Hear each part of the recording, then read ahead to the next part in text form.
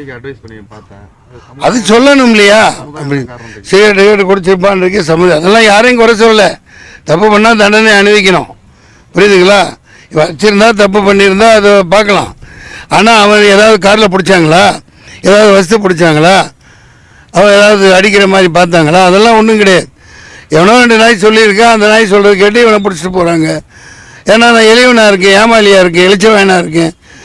ஆமாம், ஊருக்கு இளைச்சது ஆலமத்த பிள்ளையாருங்கிற மாதிரி மனுஷ வழிக்கானா ரொம்ப இளைச்சவனாக இருக்கேன். ஆனால் நாரி கிடக்க தமிழ்நாடு முழுக்க எங்கே பார்த்தாலும் போதை வசதி இருக்க. போகிற வரவனையெல்லாம் போலீஸ் வந்து பிடிக்குதா இல்லையா? மடக்கி இடைக்கி ஹெல்மெட்டு போடல, பொண்டாட்டியோட குழந்தைகளோட ஒரு லவ்வரோட தம்பிகளோட கோயிலுக்கு ஏதாவது வண்டி எடுத்துகிட்டு போனால் நிப்பாட்டு வெறி பிடிச்ச மாதிரி நிப்பாட்டி டார்கெட்டை வச்சு கலெக்ஷன் பண்ணுறீங்கல்ல, அதே மாதிரி தான் இதுலேயும் கலெக்ஷன் பண்ணிகிட்ருக்கீங்க. ஒரே நாளில் நிப்பாட்ட முடியும், நேரம் வரும், அப்போ நான் பொங்குவேன்.